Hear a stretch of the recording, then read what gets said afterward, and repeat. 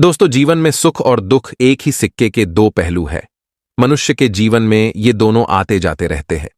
लेकिन जब जीवन में दुखों का आगमन होता है तो मनुष्य जीव जंतुओं को भी काफी कष्ट उठाने पड़ते हैं। तो आखिर दुखों का अंत मनुष्य कैसे किया जा सकता है? आइए समझते हैं इस कहानी के माध्यम से। दोस्तों, एक बैल जो कि भगवान शिव की सवारी नंदी भगवान शिव के पास जाता है और भगवान शिव से पूछता है, हे देवों के देव महादेव, दुखों का अंत कैसे किया जाता है? बैल कहता है, हे प्रभु, मुझे ये जानना है कि दुखों का अंत कैसे किया जाता है। हे प्रभु, इस प्रश्न का उत्तर आपसे भला अच्छा कौन बता सकता है, इसलिए आप ही आज बताइए कि दुखों का अंत कैसे किया जाए। फिर भगवान शिव कहते हैं, हे नंदी, आज मैं तुम्हें एक कथा सुनाने जा रहा हूं, इसे तुम ध्यान से सुनना। दोस्तों, अगर आप ये कहानी सुन रहे हैं तो पूरा सुनिए, क्योंकि इस कथा को आधा अधूरा छोड़कर जाने की गलती मत करिएगा, क्योंकि इस पवित्र कथा को पूरा सुनने से मनचाहे फल की प्राप्ति होगी। इसलिए इस कथा को पूरा अवश्य सुने। अगर आप शिव भक्त हैं तो भोलेनाथ का अनादर ना करें। फिर भगवान शिव नंदी से कहते हैं, हे नंदी, एक बार रूपनगर के राजा भानु प्रताप जंगल से शिकार खेलकर अपने राज्य को वापस लौट रहे थे। तभी रास्ते में उन्होंने देखा एक बालक जलती हुई चिता के पास खड़ा था। वो बच्चे को देखकर राजा अपने घोड़े से उतरे और उस बच्चे के नजदीक जाने लगे। जब राजा उस बच्चे के नजदीक पहुंचे तो बच्चा कह रहा था, मां, मैं तुम्हारी सौगंध खाकर कहता हूं, मैं एक दिन बहुत बड़ा आदमी बनकर तुम्हारे सपनों को पूरा करूंगा। राजा उसके बिल्कुल नजदीक पहुंच गए और पूछा, बेटा, तुम कौन हो? अचानक राजा को नजदीक देखकर बच्चा घबरा गया। फिर राजा ने कहा, तुम डरो मत, मैं रूपनगर का राजा हूं। अभी तुम अपनी मां की चिता के पास खड़े होकर बहुत बड़े आदमी बनने की सौगंध खा रहे थे। क्या मैं जान सकता हूं कि इस सुनसान जंगल में तुम अपनी मां की चिता के पास अकेले क्यों खड़े हो? तुम्हारे बाकी संबंधी और रिश्तेदार कहां हैं? फिर बच्चा कहने लगा, हे महाराज, मेरी मां और मैं इस जंगल में अकेले ही रहते थे, लेकिन मेरी मां ने मरते समय मुझे बताया कि मेरे दादा रामपुर नगर के धनी सेठ थे। मेरी मां और पिताजी का प्रेम विवाह हुआ था और क्योंकि मेरी मां एक बहुत ही गरीब परिवार से थी, इसलिए मेरे दादाजी उन्हें पसंद नहीं करते थे। विवाह के कुछ दिनों बाद ही बगीचे में घूमते हुए मेरे पिताजी को सांप ने काट लिया और उनकी मृत्यु हो गई। इस पर मेरे दादा दादी ने मेरी मां को अपशकुनी और मनहूस का ताना मारते हुए कहा कि तेरे आने से ही मेरे बेटे की मृत्यु हो गई। उन्होंने मेरी मां को घर से निकाल दिया। उस समय मेरी मां गर्भवती थी। उस समय वो जंगल में आ गई और यहां एक झोपड़ी बनाकर रहने लगी।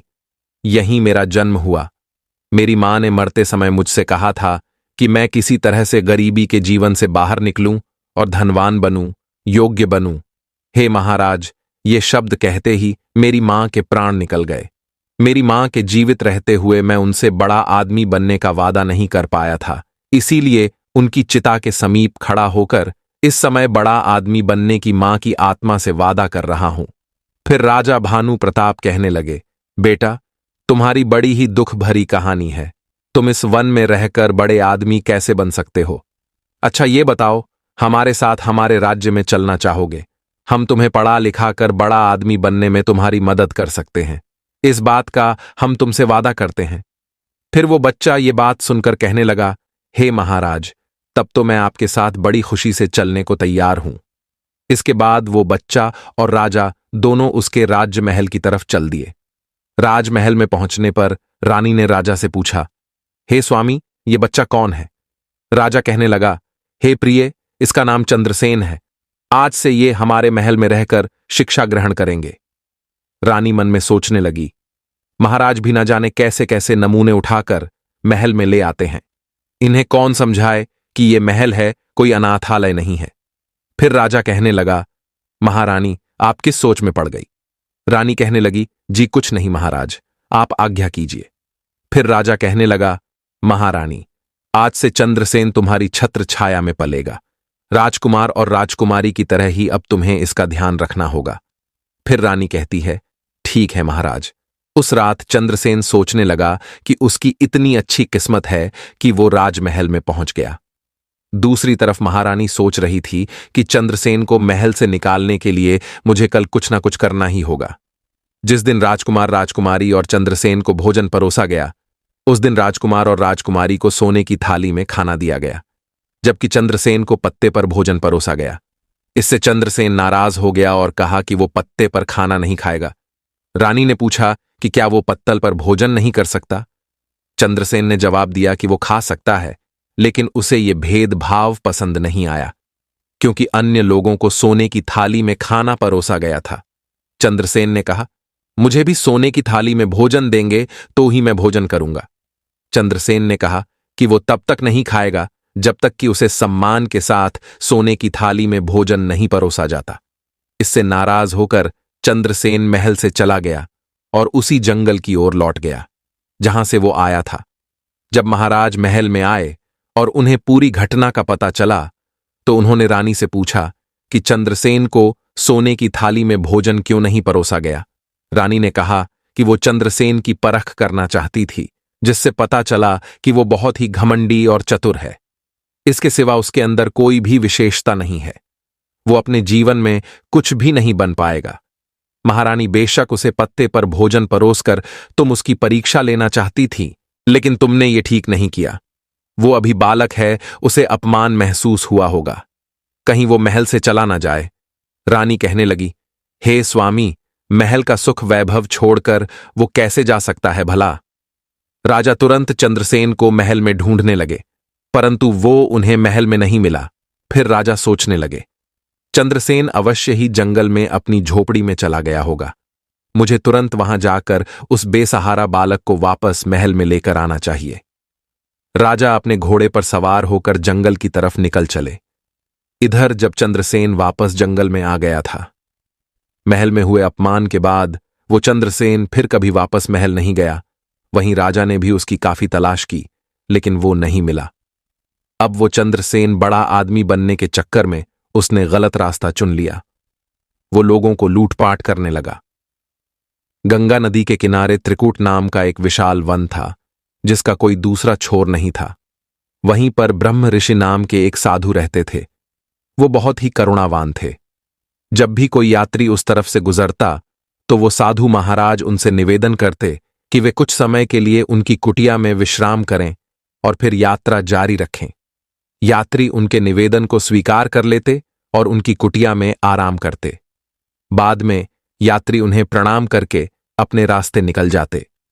इस प्रकार साधु महाराज उस वन में गुजरने वाले यात्रियों की सेवा किया करते थे। उसी वन में चंद्रसेन नाम का एक डाकू भी रहता था। दोस्तों, ये वही डाकू है चंद्रसेन, जो महल से अपमानित होकर फिर जंगल में आ गया। लूटपाट करना अब उसका पेशा बन गया था, और जो भी यात्री उसे पैसा देने में हिचकिचाता, बिना किसी झिझक के वो उसे मार डालता था। इसी भय से लोग उस जंगल से गुजरने के लिए 100 बार सोचते थे, और अगर कोई बहादुरी से उस जंगल में प्रवेश करता भी, तो डाकू चंद्रसेन उसे लूट लेता। इस तरह डाकू चंद्रसेन का खौफ आसपास के सभी गांवों में फैल गया था। एक दिन गांव के कुछ लोग एकत्र हुए और उन्होंने डाकू चंद्रसेन से मुक्ति पाने की योजना बनाई। एक व्यक्ति ने कहा, चंद्रसेन, डाकू का आतंक दिन प्रतिदिन बढ़ता जा रहा है। हमें इससे कैसे निपटना चाहिए? एक ने कहा, भाइयों, संगठन में बहुत ही शक्ति होती है। यदि हम सब मिलकर उस पर धावा बोल दें तो कैसा रहेगा? इससे तो हम उसे आसानी से अपने कब्जे में ले लेंगे। तब हम उसकी गर्दन काटकर उसे मार देंगे। फिर दूसरा व्यक्ति कहने लगा, विचार तो तुम्हारा बहुत ही उत्तम है, तो फिर देर किस बात की? आज ही चंद्रसेन डाकू पर धावा बोल दिया जाए। उसी समय सभी लोग अस्त्र शस्त्र लेकर चित्रकूट जंगल की ओर चल पड़े। वन में पहुंचकर वो डाकू चंद्रसेन को ललकारने लगे। कहां छुपा है डाकू चंद्रसेन? बाहर निकल। देख, आज हमें तू लूट नहीं पाएगा। आज हम तेरी मौत बनकर आए हैं। आज हमसे तू बच नहीं पाएगा। शिकार के फेर में झाड़ियों में छुपे डाकू चंद्रसेन ने जब देखा कि बहुत से लोग उसके खिलाफ बोल रहे हैं, तो वो अचानक चौंक गया। उसने सोचा कि अगर आज वो इस भीड़ के हाथ लग गया तो उसका बचना मुश्किल है, जबकि वे लोग लगातार उसे चुनौती दे रहे थे। डाकू चंद्रसेन ने सोचा कि यहां तो मुझे ये लोग जरूर पकड़ लेंगे। मुझे कहीं और छुपना होगा ताकि मैं अपनी जान बचा सकूं। ये सोचकर वो वहां से उठा और चुपचाप वहां से निकल भागा। जल्दी ही उसे साधु की कुटिया दिखाई दी। उसने सोचा कि मुझे इस कुटिया में शरण लेनी चाहिए। वो कुटिया के समीप पहुंचा तो वो बहुत ही हाँफ रहा था। साधु ने उसे देखा और कहा, कौन हो तुम? इस तरह से हाँफ क्यों रहे हो? और इस वीरान जंगल में तुम अकेले क्या कर रहे हो? कौन हो तुम? क्या घर से भागकर आए हो? फिर वो डाकू कहने लगा, नहीं गुरुवर, ऐसी बात नहीं है। तब चंद्रसेन ने उस सन्यासी को अपनी कहानी सुनाई। तब सन्यासी ने कहा, तुम बड़ा आदमी बनना चाहते हो? चंद्रसेन बोला, हां गुरुवर, लेकिन मैं समझ नहीं पा रहा हूं कि मैं बड़ा आदमी कैसे बनूंगा। फिर सन्यासी कहते हैं, बेटा, यहां पर रहकर तुम बड़े आदमी कैसे बन सकते हो? बड़ा आदमी बनने के लिए बुद्धि की आवश्यकता होती है, और बुद्धि विद्या ग्रहण करने से आती है। फिर चंद्रसेन कहने लगा, हे गुरुवर, मैं विद्या कैसे प्राप्त करूं? मेरे पास तो शिक्षा के लिए कोई धन नहीं है, मुझे कौन पढ़ाएगा? सन्यासी ने कहा, बेटा, यदि तुम सच्चे दिल से शिक्षा प्राप्त करना चाहते हो तो मेरे आश्रम में रहकर तुम विद्या प्राप्त कर सकते हो। फिर चंद्रसेन ने किसी तरह से अपनी उखड़ी हुई सांसों पर काबू पाया और कहा, हे गुरुवर, कुछ लोग मेरी हत्या करने के लिए वन में मुझे खोज रहे हैं, उनसे मेरी रक्षा कीजिए। फिर सन्यासी कहने लगे, बेटा, तुम अंदर कुटिया में जाकर छिप जाओ। चंद्रसेन ने ऐसा ही किया और कुटिया के अंदर जाकर छिप गया। तभी चंद्रसेन को खोजते हुए लोगों की भीड़ कुटिया के पास आ पहुंची और वो उस महात्मा से पूछने लगे, हे गुरुवर, क्या आपने यहां किसी आदमी को गुजरते हुए देखा है? बाबा ने कहा, आप लोग किस आदमी की बात कर रहे हो? हम चंद्रसेन डाकू की बात कर रहे हैं। हे गुरुवर, उसने मासूम और निहत्थे लोगों को लूटकर बहुत सताया है। वो अपना खजाना भरता है और मौका मिलने पर लोगों की हत्या भी कर देता है। आज हम उसे मारने आए हैं। सन्यासी ने कहा, क्या तुम चंद्रसेन को मारोगे? वो तो पहले ही गंगा नदी में डूबकर मर चुका है। वो लोग कहने लगे, हे गुरुवर, आप क्या कह रहे हो? चंद्रसेन डाकू मर चुका है। हां भाइयों, मुझ पर विश्वास करो और अपने घर वापस लौट जाओ। चंद्रसेन कुटिया के अंदर छुपकर खिड़की से ये सब देख रहा था और सोच रहा था कि आज साधु बाबा की वजह से उसकी जान बच गई। लोग साधु बाबा का बहुत आदर करते थे। उसकी बातों पर विश्वास करके वे वहां से लौट गए।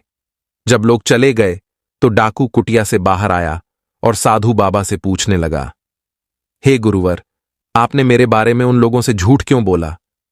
फिर सन्यासी कहने लगे, मैंने उनसे क्या झूठ बोला था? चंद्रसेन, तुम्हारे अंदर का डाकू मर चुका था, इसीलिए तुम डर के मारे मेरे पास मदद मांगने आए थे। फिर चंद्रसेन कहने लगा, हां गुरुवर, आप सत्य कह रहे हैं। फिर सन्यासी कहने लगे, बेटा, तुम उनसे धन लूटकर तुम अपना लोक और परलोक बिगाड़ रहे हो। इतना सब कुछ करने पर भी क्या तुम्हारे मन को शांति है? तुम निडर होकर अन्य लोगों की तरह जीवन गुजार सकते हो? नहीं ना। हर समय तुम्हें यही डर बना रहता है कि कहीं कोई तुम्हें मार ना दे। बोलो, क्या यह सत्य है? चंद्रसेन कहने लगा, हां गुरुवर। फिर कुछ सोचकर चंद्रसेन डाकू ने साधु बाबा से कहा, हे गुरुवर, आपकी बातों ने मेरी आंखें खोल दी हैं। मैं भी अन्य लोगों की तरह निडर होकर जीना चाहता हूं। आप मुझे कोई ऐसा उपाय बताइए जिसको करने से लोग मुझे भी आपकी तरह आदर सम्मान दे। चंद्रसेन कहने लगा, हे गुरुवर, मैं वचन देता हूं कि आप मुझसे जो भी काम करने को कहेंगे मैं उसे करूंगा। फिर वो सन्यासी कहते हैं, अगर ऐसी बात है तो फिर मेरे साथ चलो। वो सन्यासी उस डाकू को एक पर्वत की ओर लेकर गए और चंद्रसेन उनके पीछे पीछे था। पर्वत की तलहटी में पहुंचने पर साधु महाराज ने कहा, चंद्रसेन, इन 2 पत्थरों को अपने सिर पर उठाकर पहाड़ पर मेरे पीछे पीछे चलो। फिर चंद्रसेन कहने लगा, ठीक है गुरुवर। चंद्रसेन ने ऐसा ही किया और उसने दोनों पत्थर उठा लिए और अपने सिर पर रखकर साधु बाबा के पीछे पीछे चलने लगा।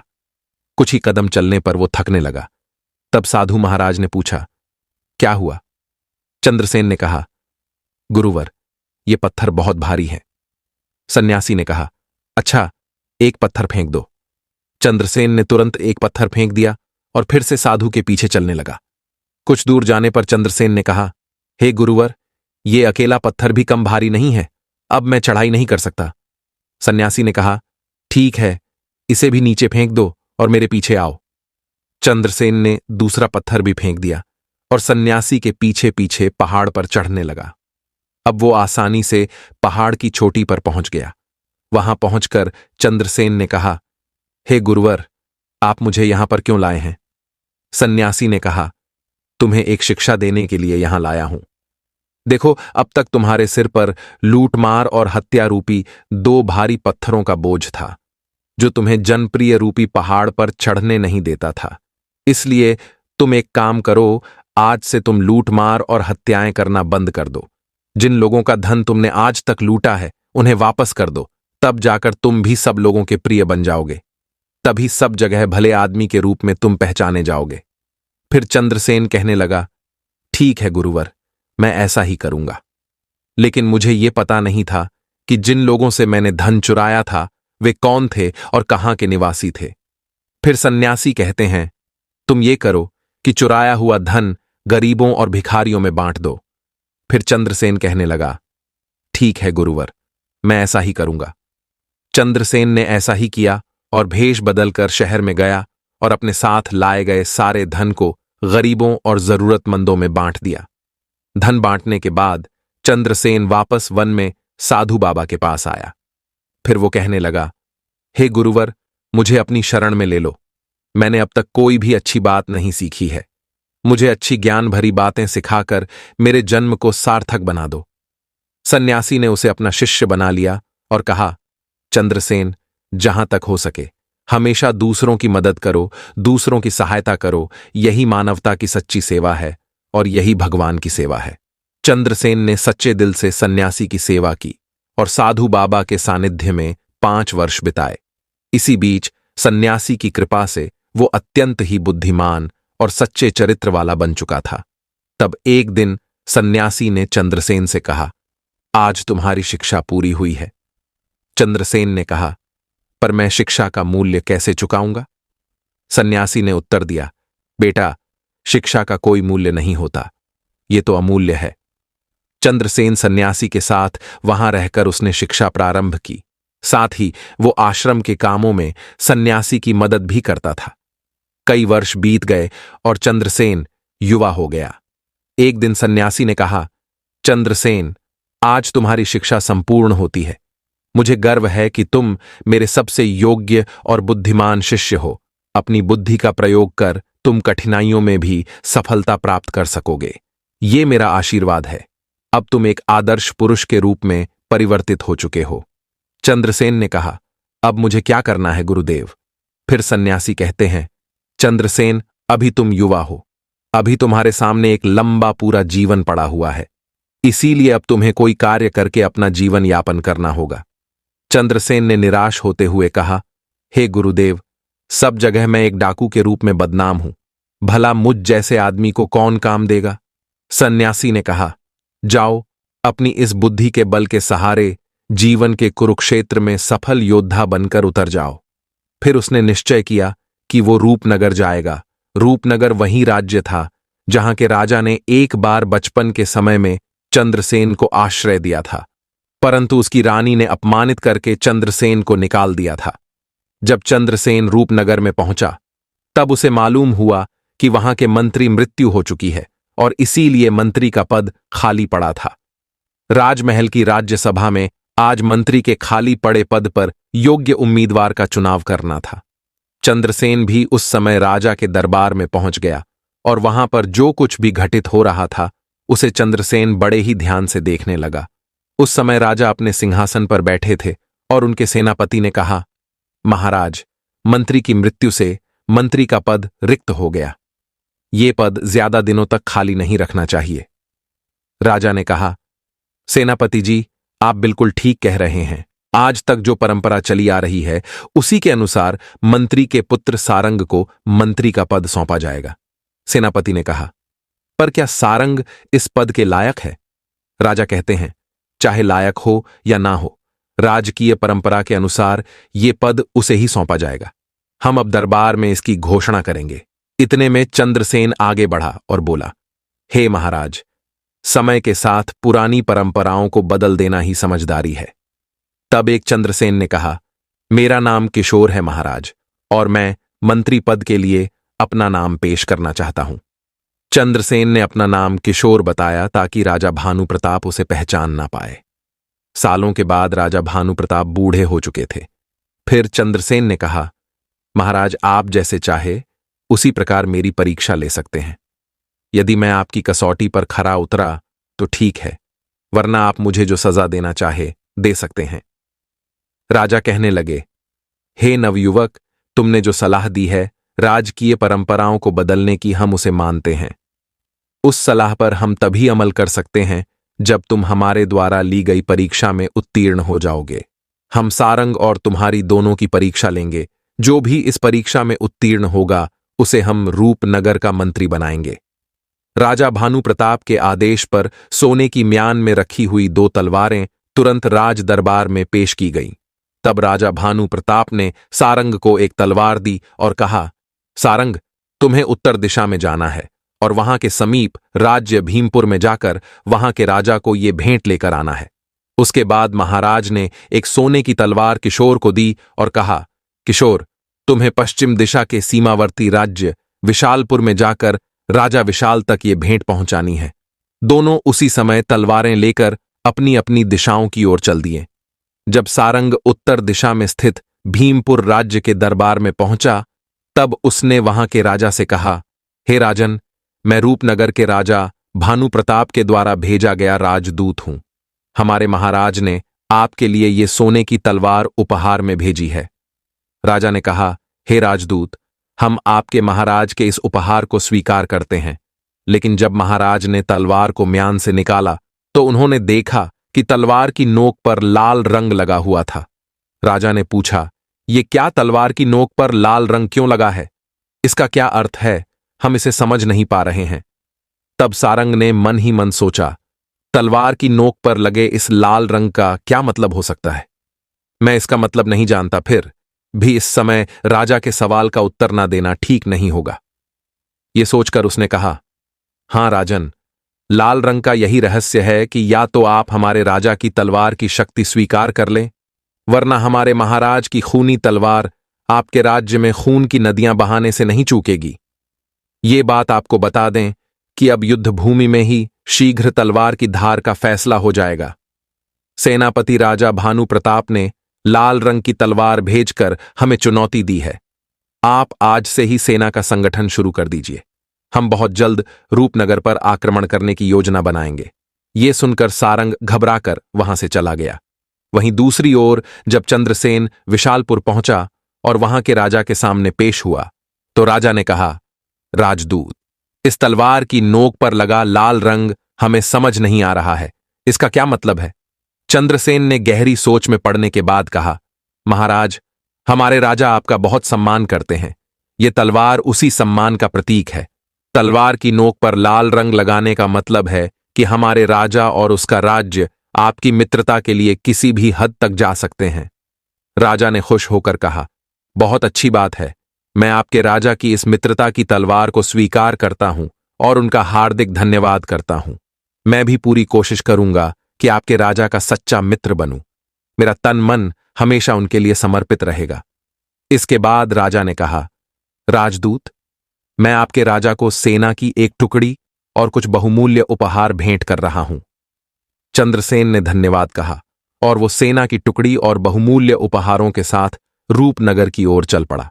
इधर भीमपुर की सेना ने रूपनगर की ओर कूच कर दिया। सारंग रूपनगर में पहुंचा तब राजा ने कहा, कहो सारंग, राजा ने तुमसे क्या कहा? तलवार की नोक पर लगे हुए लाल रंग का तुमने उन्हें क्या अर्थ बताया? तब सारंग ने सारी बात उन्हें विस्तार से बता दी। फिर राजा कहने लगे, अरे सारंग, ये तुम क्या कह रहे हो? राजा शीघ्र ही हमारे राज्य पर आक्रमण करने वाला है। सारंग कहने लगा, जी महाराज। उसी समय एक गुप्तचर आया और बोला, महाराज, राजा की विशाल सेना रूपनगर की तरफ बढ़ रही है। ओह, अब क्या होगा? इतनी शीघ्र तो हम अपनी सेना को संगठित भी नहीं कर सकते। तब वहां मौजूद चंद्रसेन ने कहा, महाराज घबराइए नहीं। मैंने विशालपुर के राजा को तलवार की नोक पर लगे हुए लाल रंग के विषय में जब जानकारी दी तो उन्होंने खुश होकर अपनी सेना की एक टुकड़ी मेरे साथ रवाना कर दी थी। वो टुकड़ी अब भी महल के बाहर खड़ी है। महाराज, चिंता करने से कुछ नहीं होगा। कृपया सेनापति को निर्देश दें कि वे उस नगर की सेना से युद्ध करें। मैं अपने साथ लाए सेना के साथ सामने वाली सेना पर हमला करूंगा। इस दोहरे हमले से केसरपुर की सेना सामना नहीं कर पाएगी और इस परिस्थिति में विजय हमारी होगी, जैसा कि चंद्रसेन ने सोचा था। युद्ध में विजय प्राप्त होने के बाद महाराज भानु प्रताप ने सारंग और चंद्रसेन को महल में बुलाया। महाराज ने कहा, चंद्रसेन, तुम्हारी वजह से हम जीत सके हैं। हम तुम्हें मंत्री के पद पर नियुक्त करते हैं। सारंग ने उत्तर दिया, महाराज, ये तो मेरे साथ अन्याय है। फिर राजा बोले, मैंने तुम दोनों को एक सी भेंट देकर दोनों राजाओं को देने के लिए कहा था, किंतु तुम दोनों ने अपनी अपनी बुद्धि से उन भेंट का अलग अलग अर्थ निकाला। किशोर ने बुद्धिमानी और दूरदर्शिता से काम लिया, जबकि सारंग, तुमने अपनी मूर्खता से उस राजा को सदैव के लिए हमारा शत्रु बना दिया। अब बताओ, हम तुम्हें इस राज्य का मंत्री बनाए या किशोर को? सारंग ने कोई जवाब नहीं दिया और सिर झुकाकर चुपचाप दरबार से निकल गया। तब महाराज ने घोषणा की, हम किशोर को रूपनगर का नया मंत्री बनाते हैं।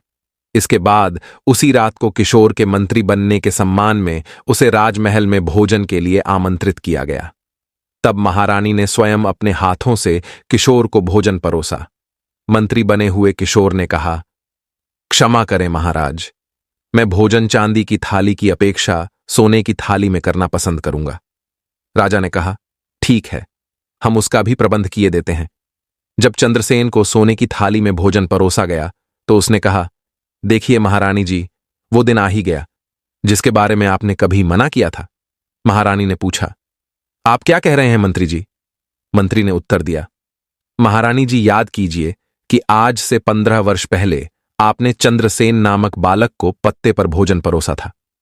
महारानी बोली, ओ हां, याद आया, उस दृढ़ बालक ने तब उस भोजन को खाने से मना कर दिया था और कहा था कि वह तभी इस महल में भोजन करेगा जब उसे सोने की थाली में भोजन परोसा जाएगा। महारानी ने पूछा, लेकिन आपको ये बातें कैसे पता है? चंद्रसेन ने उत्तर दिया, मैं वही बालक चंद्रसेन हूं, महारानी जी। तब राजा भानु प्रताप ने महारानी से कहा, देखो महारानी जी, जिस बालक को आपने अहंकारी समझा था वो आज इस राज्य का मंत्री है। मंत्री ने कहा, राजन, यदि महारानी जी ने मुझे उस समय तिरस्कृत नहीं किया होता तो शायद मेरे मन में ऊंचाइयों को छूने की तीव्र इच्छा नहीं जगती। मैं तो महारानी जी का एहसानमंद हूं, ये तो आपकी विनम्रता है। इस तरह से मंत्री ने कुशलतापूर्वक मंत्री का पद संभाला। फिर एक दिन राजा भानु प्रताप ने चंद्रसेन को एक पत्र दिया और कहा, तुम धमपुर राज्य जाओ और वहां के राज्य में चोरी काफी बढ़ गई है। कृपया तुम जाकर अपने विवेक से उस राज्य को चोरों से मुक्त कराओ, क्योंकि वहां के राजा ने मुझे पत्र लिखकर भेजा है सहायता के लिए।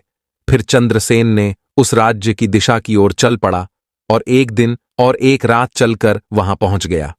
वो राजा के पास पहुंचा और बोला, राजा भानु प्रताप ने आपके नाम ये पत्र भेजा है। राजा ने पूछा, तो राजा भानु प्रताप ने मदद के लिए तुम्हें भेज दिया है। चंद्रसेन से पत्र लेकर फिर राजा ने वो पत्र पढ़ा जिसमें लिखा था, ये पत्र लेकर जो व्यक्ति आपके पास आ रहा है वो 5 वर्ष से मेरे पास मंत्री के पद पर है।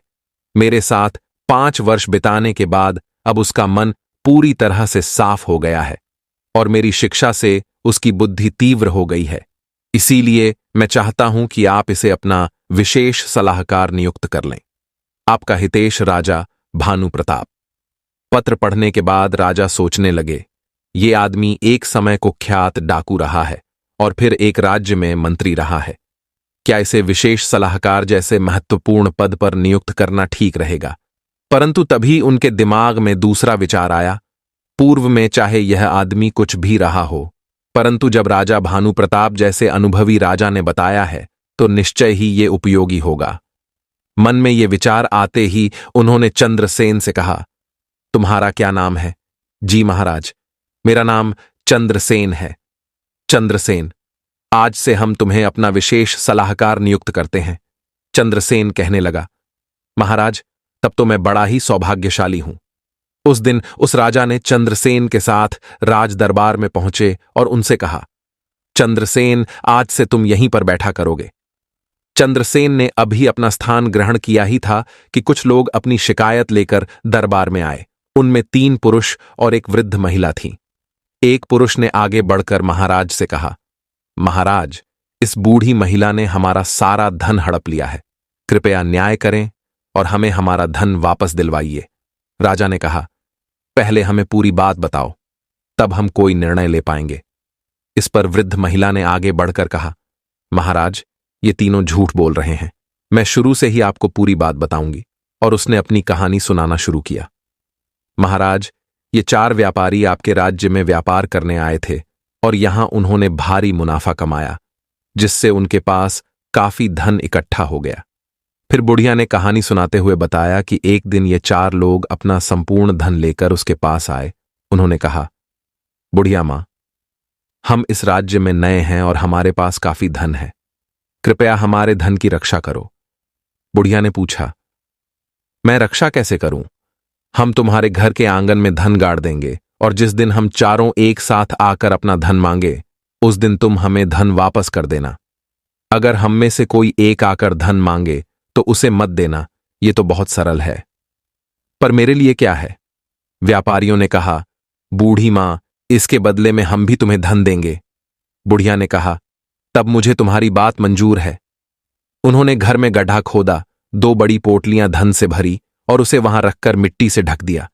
फिर वो चारों बोले, बूढ़ी मां, हम हर शाम को यहां भोजन करने आया करेंगे। बुढ़िया ने कहा, बड़े शौक से बेटा। फिर रोज शाम को जब वे भोजन करने आते तो बुढ़िया से पूछते, हमारा सारा धन सुरक्षित तो है ना? बुढ़िया ने जवाब दिया, हां बेटा, तुम्हारा धन पूरी तरह सुरक्षित है। एक दिन जब उन 4 व्यापारियों ने खजाने की जगह को खोदा तो वहां पर धन अभी भी वैसा ही था जैसा छोड़ा गया था। अब उन्हें उस बुढ़िया की ईमानदारी पर कोई संदेह नहीं रहा। उसकी ईमानदारी से प्रसन्न होकर उन्होंने उसे 5 स्वर्ण मुद्राएं दीं और कहा, हे बूढ़ी मां, ये मुद्राएं रख लो, ये तुम्हारे काम आएंगी। झुक झुक जियो मेरे बेटे। लेकिन उन चारों में से एक के मन में लालच जाग उठा। उसने सोचा कि यदि वो बूढ़ी मां को धोखा देकर सारा धन हड़प ले तो उसकी जिंदगी बिना किसी मेहनत के आराम से गुजरेगी। एक दिन जब वे चारों व्यापारी घर के बाहर एक पेड़ के नीचे चौपड़ खेल रहे थे, तभी उनमें से एक ने दूसरे से कहा, तुम बूढ़ी मां से जाकर कह दो कि वो जल्दी से खाना बना दे, भूख लग रही है। फिर उस व्यक्ति ने कहा, ठीक है, मैं अभी जाता हूं, और घर की ओर चल दिया। वो सोच रहा था कि यह सबसे अच्छा मौका है जब उसके साथी बाहर व्यस्त हैं और वो अकेले धन को हड़प सकता है। घर के अंदर पहुंचकर उसने बूढ़ी मां से कहा, हे बूढ़ी मां, हमें इस वक्त सारे धन की आवश्यकता है। मेरे साथियों ने धन लाने के लिए मुझे भेजा है। फिर बुढ़िया कहने लगी कि सारे धन की एक साथ तुम लोगों को इस समय क्या आवश्यकता आ पड़ी? बूढ़ी मां कहती हैं, मेरी बात पर तुम्हें यकीन नहीं हो रहा है तो तुम बाहर जाकर मेरे साथियों से पूछ लो। तब बुढ़िया घर के दरवाजे पर आई और बाहर बैठकर चौपड़ खेल रहे व्यापारियों से बोली, तुमने तुम्हारे से साथी से जो कहा है, क्या वो ठीक है? फिर वो व्यापारी बोले, हां बूढ़ी मां, ठीक है, परंतु जरा जल्दी कर दो। तब बुढ़िया घर के अंदर आई और बोली, तुम्हारे साथी भी तुम्हारी बात का समर्थन कर रहे हैं, इसीलिए गड्ढे को खोदकर तुम अपना धन ले जा सकते हो। वो व्यक्ति मन ही मन में सोच रहा था कि मेरी चाल कामयाब हो गई। वो व्यक्ति फटाफट खड्डा खोदने में जुट गया। बड़ी ही तेजी के साथ उसने सारा खड्डा खोद लिया और धन के 2 बड़े बड़े थैले निकालकर बाहर रख दिए और बूढ़ी मां से बोला, बूढ़ी माता, तुम जरा एक लोटा पानी ला दो, मुझे बड़ी ही प्यास लग रही है। बड़ी माता बोली, अभी लाई बेटा, और फिर बुढ़िया पानी लेने चली गई। इतने में पलक झपकते ही वो व्यक्ति दोनों धन से भरे हुए थैले उठाए और घर के पिछवाड़े में एक घोड़ा खड़ा था, उसकी पीठ पर लाद कर वो तुरंत वहां से फरार हो गया। दूसरी ओर उनके साथी जो बाहर बैठकर चौपड़ खेल रहे थे, वो सोचने लगे कि मेरा मित्र अभी तक क्यों नहीं लौटा। उन्होंने कहा, चलो, अब तक तो खाना तैयार हो गया होगा, अंदर चलते हैं। वे तीनों अंदर गए और बूढ़ी मां से बोले, खाना तैयार है क्या? हमने तो बहुत पहले अपने मित्र को खाना बनाने के लिए कहा था। बुढ़िया ने कहा, उसने मुझसे कुछ नहीं कहा, वो व्यक्ति तो सारा धन लेकर तुम्हारे पास गया है। जब तीनों व्यापारी ये सुनते हैं तो सदमे में पड़ जाते हैं और कहते हैं, लेकिन तुमने उसे अकेले को सारा धन क्यों सौंपा? बुढ़िया, मैं दरवाजे पर आई थी, और तुमने कहा था कि जल्दी करो।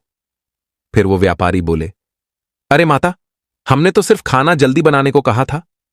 बुढ़िया कहने लगी, इसका मतलब तुम्हारे मित्र ने तुम्हें धोखा दिया है।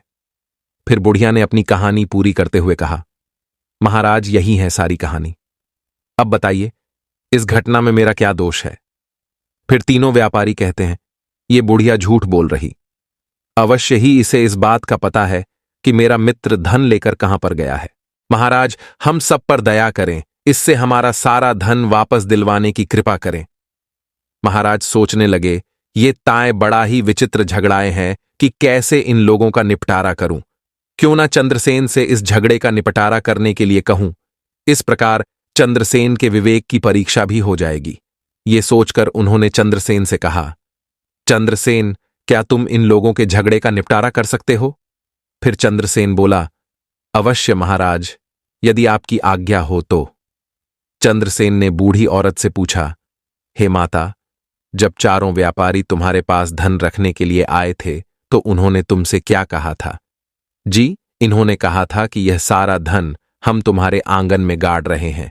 जब हम चारों एक साथ आएंगे तभी उस धन को देना, किसी एक के मांगने पर मत देना। फिर चंद्रसेन ने पूछा, क्यों भाइयों, बूढ़ी माता ने जो कुछ कहा क्या वो सच है? तुम्हें कुछ कहना है? वो तीनों बोले, हमें कुछ नहीं कहना श्रीमान। बूढ़ी माता ने आपको जो कुछ बताया है वो सत्य है, लेकिन इसने हम तीनों से पूछे बिना ही हमारे चौथे साथी को सारा धन दे दिया। यही हमारी शिकायत है। चंद्रसेन ने कहा, तुम लोगों ने बूढ़ी माताएं से कहा था कि चारों के एक साथ आकर मांगने पर ही धन देना, अन्यथा नहीं देना। फिर चोरों बोले, हां, यही सच है। उसी तरह जब तुम सब आकर बूढ़ी माता से धन मांगेगे तभी तुम्हें उस धैन को ये भी माता देंगी, अन्यथा नहीं। फिर वो तीनों बोलने लगे, हां महोदय। फिर चंद्रसेन कहने लगा, फिर आप यहां बूढ़ी माता की शिकायत क्यों लेकर आए हैं? अपने चौथे साथी को साथ लेकर आओ और तब सभी मिलकर उससे अपने पैसे मांगो। यदि उस समय बूढ़ी माता पैसे नहीं लौटाती है तब उसे दोषी माना जाएगा। तीनों व्यापारी इस बात पर विचार करने लगे। इस मंत्री ने बड़ी चालाकी से हमें हमारे ही शब्दों के जाल में फंसा दिया। तब बूढ़ी माता ने कहा, बेटे, तुमने सही फैसला लिया है। तुम लंबी उम्र पाओ। जब व्यापारी सिर झुकाकर वहां से जाने लगे तब चंद्रसेन ने कहा, रुको, मुझे तुम तीनों पर शक हो रहा है। क्या कोई अपनी मेहनत से कमाई हुई धनराशि किसी अजनबी के घर में आएगा? धन की सुरक्षा के और भी उपाय होते हैं। सच सच बताओ, तुम्हें यह धन कहां से मिला?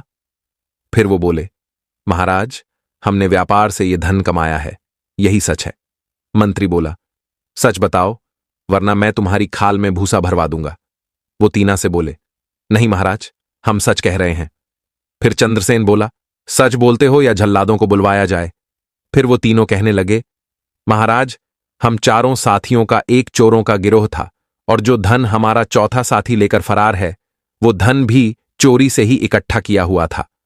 महाराज ने कहा, तो तुम लोग चोर हो? वो बोले, जी महाराज। महाराज ने तुरंत आदेश दिया कि इन तीनों को कारागृह में डाल दिया जाए और उस माता को पूरी इज्जत के साथ राजमहल से विदा किया जाए। फिर वो राजा बोले, चंद्रसेन, तुम परीक्षा में खरे उतरे, तुम्हें हमने अपना विशेष सलाहकार बनाकर उचित किया है। हमें इस फैसले पर सदैव गर्व रहेगा।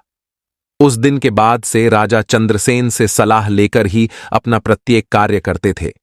फिर चंद्रसेन जो डाकू था, अब वो दुनिया का सबसे बुद्धिजीवी कहलाने लगा। इतना कहकर भगवान शिव अपनी कथा समाप्त करते हैं। फिर भगवान शिव नंदी से कहते हैं कि हे नंदी, मनुष्य को हमेशा सही मार्ग पर चलते रहना चाहिए।